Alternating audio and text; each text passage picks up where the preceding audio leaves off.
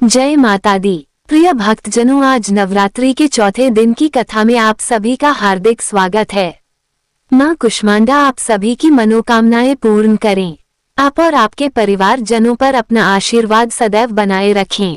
नवरात्रि का पावन पर्व देवी शक्ति की उपासना का महान अवसर है और इन 9 दिनों में मां दुर्गा के 9 अलग अलग स्वरूपों की पूजा की जाती है।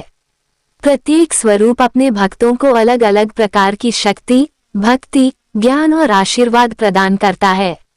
आज हम नवरात्रि के चौथे दिन पूजी जाने वाली देवी मां कुष्मांडा के बारे में जानेंगे।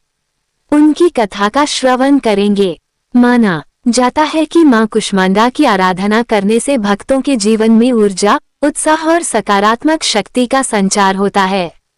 शास्त्रों में मां कुष्मांडा को सृष्टि की आदि शक्ति कहा गया है। मान्यता है कि जब इस ब्रह्मांड की रचना नहीं हुई थी, चारों ओर केवल गहरा अंधकार ही अंधकार था और कहीं भी जीवन का कोई चिन्ह नहीं था। तब देवी ने अपनी दिव्य शक्ति और मंद मुस्कान से इस ब्रह्मांड की रचना की थी। कहा जाता है कि मां कुष्मांडा ने अपनी हल्की सी मुस्कान से ब्रह्मांड का निर्माण किया, इसीलिए उन्हें सृष्टि की आदि शक्ति और सृजन की देवी भी कहा जाता है। यही कारण है कि इन्हें ब्रह्मांड की उत्पत्ति करने वाली देवी के रूप में पूजा जाता है। मां कुष्मांडा का स्वरूप अत्यंत तेजस्वी और दिव्य माना गया है। देवी की 8 भुजाएं हैं। उनके हाथों में कमल, पुष्प, अमृत, कलश, धनुष, बाण, चक्र, गदा, जपमा माला और कमंडल धारण किए हुए हैं। उनका वाहन सिंह है जो साहस और शक्ति का प्रतीक माना जाता है। मां की सबसे अद्भुत विशेषता यह है कि यह सूर्य मंडल के भीतर निवास करती हैं और कहा जाता है कि सूर्य के भीतर रहकर भी वे अपनी दिव्य शक्ति से संपूर्ण सृष्टि को ऊर्जा प्रदान करती हैं। उनके तेज के सामने सूर्य का प्रकाश भी फीका पड़ जाता है। इसी कारण उनकी उपासना करने से भक्तों को जीवन में नई ऊर्जा, शक्ति और उत्साह का आशीर्वाद मिलता है। अगर कोई व्यक्ति लंबे समय से बीमार हो या शारीरिक कमजोरी से परेशान हो तो मां कुष्मांडा की आराधना से उसे स्वास्थ्य लाभ होने लगता है। पौराणिक कथा के अनुसार जब तीनों लोकों में असुरों का अत्याचार बहुत बढ़ गया था और देवता भी उनसे भयभीत हो गए थे, तब उन दुष्ट शक्तियों का अंत करने के लिए माता कुष्मांडा ने अवतार लिया। अपनी दिव्य शक्ति से उन्होंने दैत्यों का संहार किया और तीनों लोकों में फिर से शांति और धर्म की स्थापना की। कुष्मांडा शब्द का एक अर्थ कुम्हरा यानी कद्दू भी होता है, इसलिए मां कुष्मांडा को कुष्मांड का भोग लगाया जाता है। उनकी पूजा में कुष्मांड यानी कद्दू या पेठे से बने व्यंजन अर्पित करने का विशेष विधान है। नवरात्रि के चौथे दिन मां कुष्मांडा की पूजा के लिए प्रातःकाल ब्रह्म मुहूर्त में उठकर स्नान करना चाहिए और स्वच्छ तथा पीले रंग के वस्त्र धारण करने चाहिए। इसके बाद सूर्य भगवान को जल अर्पित करके व्रत का संकल्प लिया जाता है। फिर पूजा स्थल पर श्री ब्रह्मा विष्णु महेश का स्मरण करके मां कुष्मांडा का ध्यान और पूजा करके फिर उन्हें भोग लगाया जाता है। प्रिय भक्तों, ये थी मां कुष्मांडा की कथा। सभी प्रेम से बोलिए कुष्मांडा मैया की जय। अब सुनिए देवी भागवत पुराण में कल से आगे का अध्याय। और आज भी मां दुर्गा के सम्मान में आप इस वीडियो को लाइक करके कमेंट बॉक्स में जय माता दी लिखना मत भूलिएगा। व्यास जी कहते हैं, महाराज भगवती जगदम्बा श्रेष्ठ स्त्री के रूप में विराजमान थी। महिषासुर के मंत्री की बात सुनकर वे मुस्कुराती हुई मेघ की तरह गंभीर वाणी में उससे कहने लगी। देवी ने कहा, मंत्री व तुम्हें ये निश्चित रूप से समझ लेना चाहिए कि मैं देवताओं की जननी हूँ। मेरा नाम महालक्ष्मी है। संपूर्ण दैत्यों को मारने के लिए ही मैं प्रकट होती हूँ। महिषासुर का वध करने के लिए समस्त देवताओं ने मुझसे प्रार्थना की है। उस दानवराज के कारण देवता अत्यंत कष्ट भोग रहे हैं। इस समय उन्हें यज्ञ में भाग भी नहीं मिल रहा है, इसीलिए आज मेरा यहाँ आना हुआ है। मंत्री व मैं महिषासुर को मारने के प्रयत्न में लगी हूँ। मैं अकेली नहीं हूँ, मेरे साथ विपुल सेना है। अंत तुमने जो साम नीति का प्रयोग करके आदर पूर्वक मेरा स्वागत किया है, मीठे वचन कहे हैं, इससे मैं तुम पर संतुष्ट हूँ। नहीं तो निश्चय जानो मेरी दृष्टि प्रयागने की तुलना करने वाली है और उसके प्रभाव से तुम्हारे प्राण नहीं बच सकते। अब तुम मेरी बात मानकर उस पापी महिषासुर के पास जाकर उससे यह वचन कहना कि अगर तुझे प्राणों का लोभ हो तो अभी तुरंत पाताल चला जा। तू नहीं जाना चाहेगा तो तुझ अपराधी और दुष्ट को मैं युद्ध के मैदान में मार डालूंगी। मेरे बाण से तेरे शरीर की धज्जियां उड़ जाएंगी। तेरे लिए यमराज के घर जाना आवश्यक हो जाएगा। मेरी इस दयालुता को समझकर तू इसी क्षण इस लोक से विदा हो जा। मूल तेरे मर जाने पर देवता स्वर्ग पर अधिकार कर लेंगे, अतः सागर पर्यंत इस पृथ्वी का परित्याग करके तू अकेला ही यहाँ से हट जाने की व्यवस्था कर ले। मूर्ख, मेरे बाण तेरे शरीर को लक्ष्य बनाए इसके पहले ही पाताल चले जाने में तेरी कुशल है। असुर, अगर तेरे मन में युद्ध करने की इच्छा हो तो अभी अपने संपूर्ण महाबली वीरों के साथ यहाँ चला आ। मैं तुझे यमराज के घर भेजने के लिए ही उद्यत हूँ। अरे ओ प्रचंड मूर्ख, तेरे जैसे असंख्य दानवों का प्रत्येक युग में मैंने वध किया है, वैसे ही तुझे भी सम्रांगण में मार डालूंगी। तू मेरे शस्त्र धारण को सफल कर दे। मूर्ख, तू महान दुराचारी है। ब्रह्मा जी के द्वारा जो तुझे वर मिल गया है उसका अभिमान मत कर। केवल स्त्री ही तेरा वध कर सकती है। ये निश्चित जानकर तूने प्रधान देवताओं को असीम कष्ट पहुंचाया है, इसलिए ब्रह्मा जी का वचन सत्य करना अब परम आवश्यक है। अतः अनुपम स्त्री का रूप धारण करके तुझ अपराधी को मारने के विचार से ही मैं यहाँ प्रकट हुई हूँ। मूर्ख, अगर तुझे जीने की इच्छा हो तो आज ही देवताओं के स्थान को छोड़कर पाताल में जहाँ सांपों का साम्राज्य है स्वेच्छा पूर्वक चला जा। व्यास जी कहते हैं, महिषासुर का वह प्रधानमंत्री भी शूरवीर था। देवताओं की बात सुनकर उसने उन्हीं के स्वर में उत्तर देना आरंभ किया कि देवी, तुम अभिमान में चूर रहने वाली स्त्री के समान बातें करती हो। कहाँ तुम और कहाँ वे दानवराज? भला इस प्रकार का अनुचित युद्ध कैसे हो सकता है? तुम तो अकेली स्त्री हो। अभी जवानी के प्रथम सोपान पर तुम्हारा प्रवेश ही हुआ है। तुम्हारे सारे अंग भी कोमल है और उन महिषासुर के शरीर की आकृति बड़ी विशाल है, इसलिए बड़ी कठिनता से उनके साथ तुम्हारी मित्रता हो सकती है।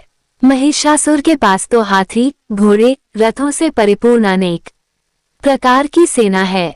भांति भांति के आयुध लिए पैदल सैनिकों की संख्या भी अमेय है।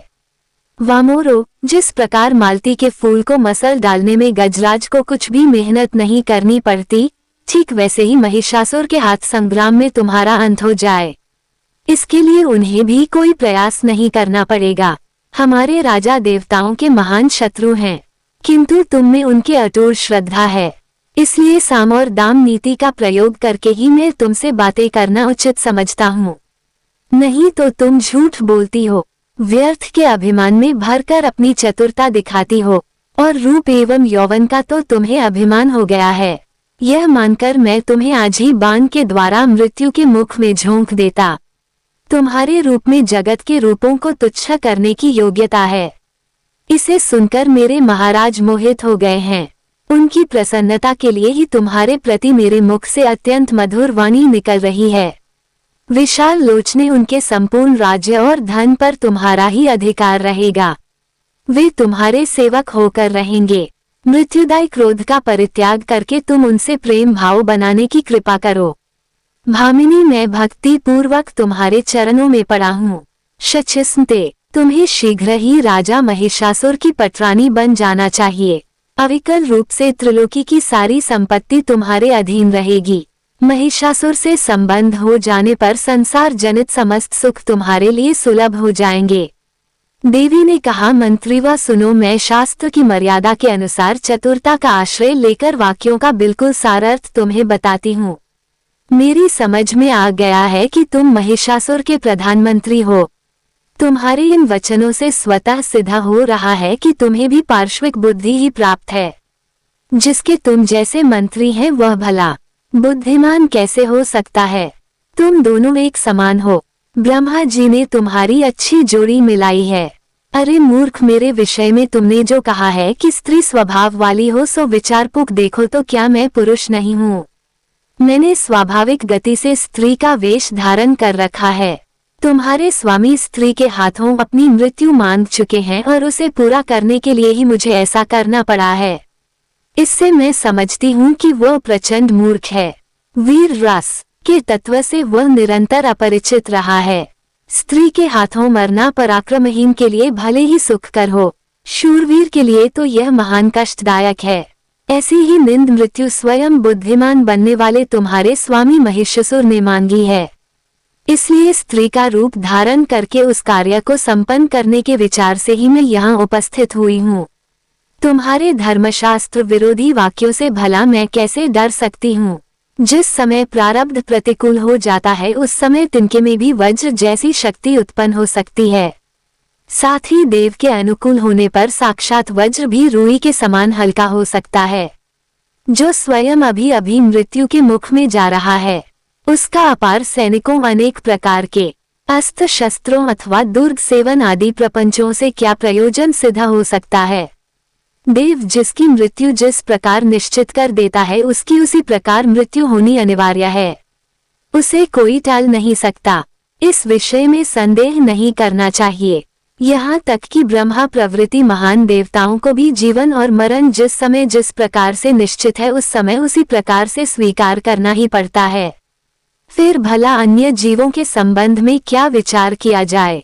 जो देवता स्वयं मरण धर्म है उनके वरदान से जिसे यह अभिमान हो जाए कि हम मर नहीं सकते वे तो मेरे मूर्ख ही हैं। उनकी तो बुद्धि मारी जा चुकी है। इसलिए तुम शीघ्र ही अपने राजा के पास जाओ और उसे मेरी बातें सुना दो। फिर वह तुम्हें जो आदेश दे तुम वैसा ही करना। और अगर तुम्हें प्राणों का मोह हो तो इंद्र स्वर्ग का राज्य करें। देवताओं को भविष्य प्राप्त करने का सुअवसर मिले और तुम लोग रसातल चले जाओ। मूर्ख, संभव है दुराचारी महिषासुर के विचार इसके विपरीत हो। उस अवस्था में तुम लोग मेरे साथ युद्ध कर सकते हो। सभी प्रधान देवता संग्राम में परास्त हो चुके हैं। तुम्हारी यह मान्यता निर्मूल है, बेकार है, क्योंकि दवश ब्रह्मा जी ने वर दे रखा था, इसी कारण वह परिस्थिति आ गई थी। व्यास जी कहते हैं, भगवती जगदम्बा की बात सुनकर महिषासुर के प्रधानमंत्री ने विचार किया कि अब मुझे क्या करना चाहिए। युद्ध करना ठीक है या फिर महाराज के पास लौट चलना। मेरे महाराज अवश्य ही कामातुर हो रहे हैं। उन्होंने इस स्त्री के साथ विवाह करने के उद्देश्य से ही मुझे यहाँ भेजा है। तब मैं उनकी मानसिक सरसता को भंग करके उनके पास कैसे जाऊं। अतः सर्वोत्तम यही है कि बिना युद्ध किए ही राजा के पास पहुंचूं और उनसे निवेदन कर दूं कि वे शीघ्र स्वयं यहाँ आने का प्रबंध करें। वे महाराज महिषासुर बुद्धिमानों में श्रेष्ठ हैं। उनके पास बहुत से निपुण मंत्रियों का समाज है। उनके साथ बैठकर वे कर्तव्य के विषय में निश्चित विचार कर लेंगे। सहसा इस स्त्री के साथ युद्ध करना मुझे अनुचित लग रहा है, क्योंकि हार और जीत दोनों ही स्थितियों में महाराज का अप्रिय होने की ही संभावना है। संभव है ये स्त्री मुझे मार डाले या फिर किस उपाय से मैं ही इसे मारने में सफलता प्राप्त कर लूं। तब भी तो मैं राजा महिषासुर के क्रोध का भाजन ही बनूंगा। इसलिए वहीं चलकर देवी की कही हुई सारी बातें मैं महिषासुर को सुना दूं। यही मेरे लिए ठीक होगा। फिर जैसा उनको ठीक लगे वैसा वे करें। व्यास जी कहते हैं, इस प्रकार विचार करके वह बुद्धिमान मंत्री राजा महिषासुर के पास लौट आया और प्रणाम करके उसने यूं कहना आरंभ किया कि राजन सिंह पर बैठी हुई वह देवी वस्तुतः बड़ी ही सुंदरी है। 18 भुजाओं के कारण उसका विग्रह अत्यंत सुरम्य प्रतीत हो रहा है। उसने भुजाओं में अस्त्र शस्त्र धारण कर रखे हैं। महाराज, मैंने तो उस देवी से यूं कहा कि भामिनी, तुम राजा महिषासुर की सेवा में चलो। वे त्रिलोकी के स्वामी हैं। तुम उनके प्रियसी रानी बनने का सुअवसर प्राप्त कर लो। तुम ही उनकी पटरानी बनोगी, यह बिल्कुल निश्चित है। वे तुम्हारे वशवर्ती बनकर आज्ञा पालन करने में सदा तत्पर रहेंगे। सुंदरी महिषासुर को अपना स्वामी बनाकर लंबे समय तक त्रिलोकी की संपत्ति भोगो और स्त्रियों में सबसे अधिक भाग्यशालिनी बनने का अवसर प्राप्त कर लो। महाराज, मेरी यह बातें सुनकर विशाल नेत्रों वाली वह देवी पहले तो अहंकार के वश होकर किंकरता भी विमूढ़ सी हो गई। फिर हंसकर उसने मुझसे कहा, भैंस के पेट से पैदा हुआ महिषासुर पशुओं से भी गया गुजरा है। मैं देवताओं का हित करने के विचार से उसे देवी की बलि चढ़ा दूंगी। अरे मूर्ख, जगत में कौन ऐसी मूर्ख स्त्री है जो महेश को पति बनाए। फिर मुझ जैसी विवेकवती स्त्री उसे कैसे स्वामी बनाने में विचार कर सकती है। सींग वाली भैंस ही उस सींग वाले भैंसे को अपना पति बनाया करें। मैं उस महर्षि की तरह डकराती हुई उसे पति नहीं बना सकती। मैं तो सम्रांगण में उपस्थित होकर उसके साथ युद्ध करूंगी। मेरे हाथों देवताओं से शत्रुता करने वाला महिषासुर काल का कलेवा बन जाएगा। दुष्ट, अगर तुझे जीने की इच्छा हो तो पाताल भाग जा। राजन, उस स्त्री ने बड़ी ही कठोर बातें मुझसे कही हैं। उन्हें सुनकर पहले तो मैंने बहुत सोचा विचारा, उसके बाद मैं वहां से लौट आया हूँ। रसभंग हो जाने की आशंका से मैंने उसके साथ युद्ध भी नहीं छेड़ा। आपकी विशेष आज्ञा पाए बिना ऐसा व्यर्थ उद्यम भला मैं कैसे कर सकता था। राजन, वह सुंदरी असीम बल के अभिमान में चूर है। भविष्य में क्या होगा ये बात मेरी समझ से बाहर है, इसलिए आप ही स्वयं इसका निर्णय करें। युद्ध करना या यहाँ से भाग जाना कौन सा काम कल्याणप्रद होगा, इसके अंतिम निर्णय तक पहुँचने में मेरी बुद्धि असमर्थ है। व्यास जी कहते हैं, मंत्री की बात सुनकर अभिमान में चूर रहने वाले महिषासुर ने अपने बूढ़े मंत्रियों को बुलाया और उनसे मंत्रणा की। राजा महिषासुर ने कहा, मंत्रियों, इस अवसर पर हमें क्या करना चाहिए? आप लोग शीघ्र ही अपना अंतिम निर्णय व्यक्त करें। शम्रासुर से संबंध रखने वाली माया की भांति देवताओं की रची हुई यह माया ही सामने आ गई है क्या? इस कार्य में आप लोग परम प्रवीण हैं। तरह तरह के उपाय सोचने में आपकी बुद्धि कुशल है। ऐसी परिस्थिति आ जाने पर सामदान आदि उपायों में से मुझे क्या करना चाहिए, यह मुझे सूचित करें। मंत्री बोले, महाराज, प्रत्येक समय सत्य और प्रिय वचन ही बोलना चाहिए। विवेकी पुरुष हितकर कार्य के विषय में भली भांति सोचकर ही अपना मत दिया करते हैं। राजन, कुछ बातें तो सत्य और हितकर होती हैं, कितनी ही बातें प्रिय होते हुए भी अहितकर होती हैं। जैसे औषधि जगत में मनुष्य को खाते समय अप्रिय होते हुए भी परिणाम में रोग नाश रूपी हित का साधन होता है। राजन, सत्य वचन सुनने और समर्थन करने वाले दुर्लभ हैं। सत्य बोलने वालों का मिलना भी कठिन है। श्रोता को प्रसन्न करने के लिए झूठी बातें बकने वाले वक्ता बहुत मिल सकते हैं। राजन, यह विचार तो बड़ा ही गहन है। अब इस अवसर पर हम भला कैसे क्या कहें? किस कार्य का परिणाम अच्छा होगा या फिर बुरा, इसे त्रिलोकी में कौन जान सकता है? राजा महिषासुर ने कहा, एक बार सब लोग अपनी अपनी बुद्धि के अनुसार मत व्यक्त करें, फिर सबके विचार सुनकर ही मैं कोई निर्णय करूंगा। कार्यकुशल पुरुष को चाहिए कि बहुत लोगों के मत को जानकर उस पर बार बार विचार करें, फिर जो कार्य हितकर लगे उसे अपनाने का प्रयास करें। व्यास जी कहते हैं, राजा महिषासुर के ऐसे वचन सुनकर महाबली विरूपाक्ष उसे प्रसन्न करते हुए झट बोल उठा। विरूपाक्ष ने कहा, राजन, यह एक साधारण स्त्री है। अभिमान में भरी होने के कारण इसके मुख से ऐसे वचन निकल रहे हैं। केवल डराने के लिए ही इसकी बातें ऐसी हैं। बस आप ऐसा समझ लीजिए। स्त्रियां बड़ा चढ़ाकर बहुत सी ऐसी बातें बकाही करती हैं ताकि युद्ध में किसी प्रकार परास्त न हो सके। राजन, आप त्रिलोकी पर विजय प्राप्त कर चुके हैं। इस समय एक साधारण सी स्त्री से भयभीत होना आपके लिए बिल्कुल भी शोभा नहीं देता। हाँ, किसी दीनहीन को मारने पर वीर पुरुष को जगत में कलंक अवश्य लग सकता है। इसलिए महाराज, मैं अकेले ही चंडी से युद्ध करने जा रहा हूँ। मैं उसे अवश्य मार डालूंगा। अब आप निर्भय हो जाएं। कुछ सैनिक मेरे साथ रहे। मैं अस्त्र शस्त्रों से सज-धज कर जाऊंगा, जिससे प्रचंड पराक्रम वाली उस दुर्दश स्त्री को मैं परास्त कर सकूं। राजन, अब आप मेरा बल देखिए। सर्प में रस्सियों से बांधकर मैं उसे आपके पास ले आऊंगा, फिर तो वह सदा आपके अधीन होकर रहेगी। व्यास जी कहते हैं, विरूपाक्ष की बात सुनकर दुर्धर्ष ने उसके वचन का अनुमोदन किया। उसने महिषासुर से कहा, राजन, बुद्धिमान विरूपाक्ष की वाणी बिल्कुल सत्य है। आप तो स्वयं ही विचार कुशल हैं। मेरी भी कुछ प्रिय बातें सुनने की कृपा करें। अनुमान करने से तो ऐसा लग रहा है कि इस सुंदरी को कामदेव ने ही मत डाला है। अपने रूप के अभिमान में प्रमत्त रहने वाली स्त्री प्रायः ऐसा ही भाव बनाया करती है। उसकी हार्दिक इच्छा है कि डरा-धमका कर आपको अपने वश में कर लिया जाए। स्वाभिमानी स्त्रियों के यही तो हाव भाव हैं। इनके इस अभिप्राय को रसज्ञ पुरुष भली भांति समझ लेते हैं। ये तो उस कामिनी की वक्रोक्ति मात्र है। ऐसी युवती अपने प्रियतम पति के लिए सदा लालत रहती है। कोई काम शास्त्र का पारगामी पुरुष ही उसके अभिप्राय को समझ सकता है। उसने आपके प्रति जो ये कहा है कि मैं तुम्हें मोर्चे पर बाणों से बीध दूंगी। कारण के जानने वाले विशिष्ट पुरुष इसके इस सार गर्भित वचन पर विचार तो करें। अपने यौवन का अभिमान रखने वाली स्त्रियों के बाण उनके कटाक्ष ही हैं। ये बात तो जगत प्रसिद्ध है। उसके व्यंग वचन पुष्पांजलि जैसे लगते हुए भी दूसरे प्रकार के बाणों का काम करते हैं। राजन, उसके ऐसे बाण चलाने पर आप में कौन सी ऐसी शक्ति है जो आप उसका सामना ना कर सके? उससे तो आप परास्त हो ही जाएंगे। और उसने जो ये कहा है कि मूर्ख, मैं देखते ही बाणों से तुमको मार डालूंगी, इसका अभिप्राय भी कुछ और ही है। पर इसके अनभिज्ञ पुरुष उसके भाव को नहीं समझ पाते। वो कहती है, रण रूपी शया पर तुम्हारा स्वामी मुझसे परास्त हो जाएगा। उसका ये कथन विपरीत रति के अभिप्राय से हुआ है, ऐसा समझना चाहिए। उसने जो कहा है कि तुम्हारे स्वामी के प्राण हर लूंगी, वह भी ठीक ही है। राजन, वीर्य को ही प्राण कहते हैं। वीर्य के अभाव में शरीर नष्ट प्राय हो जाता है। इस विशेष व्यंगोक्ति से वह सुंदरी स्त्री आपको अपना पति चुन रही है।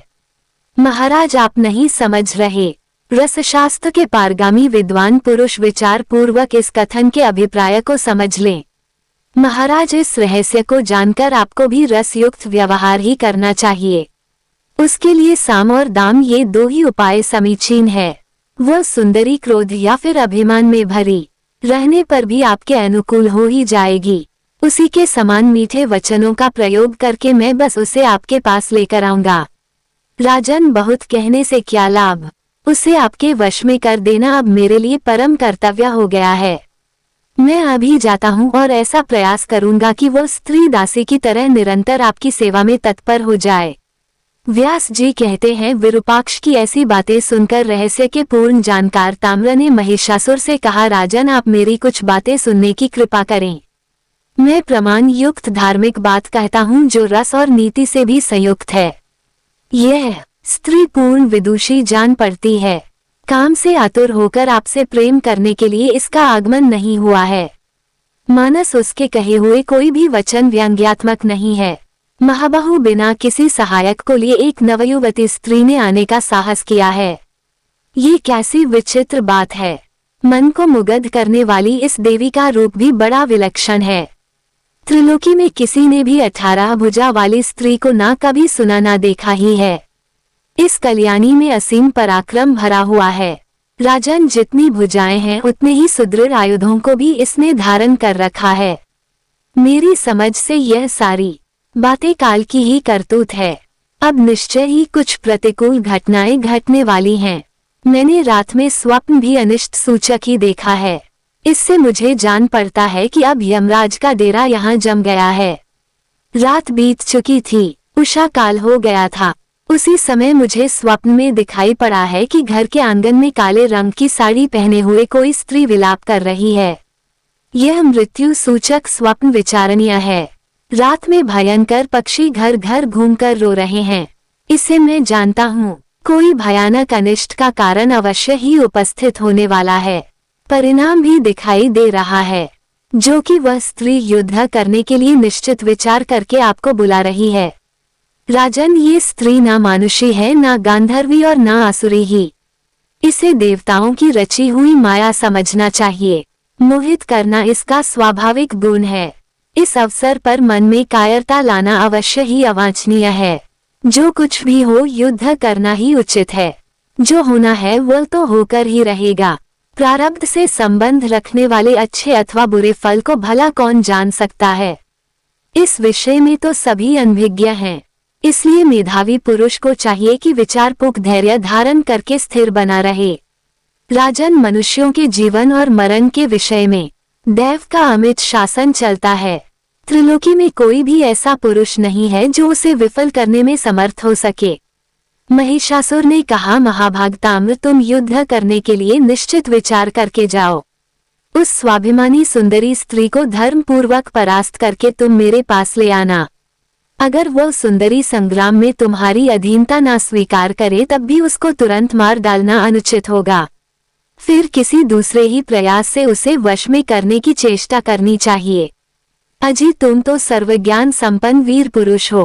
काम शास्त्र में भी तुमने सर्वोत्तम योग्यता प्राप्त की है। जिस किसी भी उपाय से उस सुंदरी को वश में कर लेना परम आवश्यक है। वीर महाबाऊ, तुम अभी एक विशाल सेना लेकर वहां पहुंचो। जाकर बार बार विचार करके उसके हार्दिक अभिप्राय को समझने का प्रयास करना। काम या फिर वैर किस उद्देश्य को लेकर वह यहाँ आई है ये जानना बहुत आवश्यक है, अथवा वह किसकी माया है। सर्वप्रथम ये निश्चय करके उसके अभिलक्षित कार्य पर विचार करना चाहिए। इसके पश्चात अपनी योग्यता और बल के अनुसार युद्ध करना समुचित है। कायरता और निर्दयता दोनों ही बिल्कुल अवांछनीय है। उसके मन के अनुसार ही तुम्हें भी व्यवहार करना चाहिए। व्यास जी कहते हैं, ताम्र का मस्तक मृत्यु का आसन बन चुका था। उसने महिषासुर की बातें सुनकर अपनी सेना साथ में ली और उसे प्रणाम करके वह युद्ध के लिए चल पड़ा। जाते समय मार्ग में उस दुरात्मा दानव को यमराज के पथ को प्रदर्शित करने वाले बहुत से भयंकर अपशकुन दिखाई पड़े। उसका मन भय और चिंता से व्याकुल हो गया। आगे बढ़ने पर ताम्र ने उन भगवती को देखा। उस समय देवी सिंह पर सवार थी। संपूर्ण देवता उनकी स्तुति कर रहे थे। समस्त आयुधों से उनकी अनुपम शोभा हो रही थी। ताम्र साम नीति का प्रयोग करके विनीत बनकर सामने खड़ा होकर नम्रता पूर्वक मधुर वाणी में भगवती जगदम्बा से कहने लगा, देवी मस्तक पर सुंदर सींग धारण करने वाले दैत्यों के सरदार महिषासुर तुम्हारे रूप और गुणों पर अपने को न्योछावर कर चुके हैं। तुमसे अपना विवाह करने के लिए उनकी हार्दिक इच्छा है। विशाल नेत्रों से शोभा पाने वाली सुंदरी महिषासुर देवताओं के लिए भी अजय है। तुम उनका मनोरथ पूर्ण करो। उन्हें पति रूप से प्राप्त करके अद्भुत नंदन वन में विहने का सुअवसर हाथ से मत खो कर भोरू, तुम्हें इतने आयु धारण करने की क्या आवश्यकता है। कमल जैसे कोमल ये तुम्हारे हाथ पुष्पों के गेंद पकड़ने योग्य हैं। भर रूपी धनुष के रहते हुए इस धनुष की भला क्या आवश्यकता है। तुम्हारे कटाक्ष ही अचूक बाण है, फिर इन लौकिक बाणों से क्या लाभ। संसार में युद्ध को दुख का मूल कारण समझा जाता है। इस रहस्य के जानकार मानव को युद्ध नहीं करना चाहिए। लोभासक्त अनुरागी व्यक्ति ही आपस में लड़ते भिड़ते हैं। पुष्पों के द्वारा भी मारपीट करना अवांछनीय है। फिर तीखे तीरों से युद्ध करने की तो बात ही क्या है, क्योंकि अपने अंगों का छिद जाना किसी के लिए भी प्रसन्नता का कारण नहीं बन सकता। इसलिए सुंदरी, तुम्हें कृपा करनी चाहिए। देवता और दानव सभी हमारे महाराज का सम्मान करते हैं। तुम उनको अपना स्वामी बना लो। सब प्रकार से तुम उनकी पटरानी बनकर रहोगी, इसमें किंचन मात्र भी संदेह नहीं है। देवी, तुम मेरी बात मानो, इससे तुम्हें सभी सुख मिलेंगे। ये निश्चित है कि संग्राम में कष्ट भोगने के बाद विजय हो जाना संदेह से मुक्त विषय नहीं है। सुंदरी, तुम्हें राजनीति का पूरा ज्ञान नहीं है। हजारों वर्षों तक संपूर्ण राज्य सुख भोगने की कृपा करो। तुम्हारा भावी सुशील पुत्र इस राज्य का उत्तराधिकारी होगा। इसलिए जवानी में भोग विलास करने के बाद बुढ़ापे में भी तुम सुख से जीवन बिता सकोगी। प्रिय भक्त जनों, ताम्र के इस प्रकार कहने पर फिर देवी ने जो कुछ भी किया और कहा उसका वर्णन आप सभी कल के अध्याय में जरूर सुनिएगा।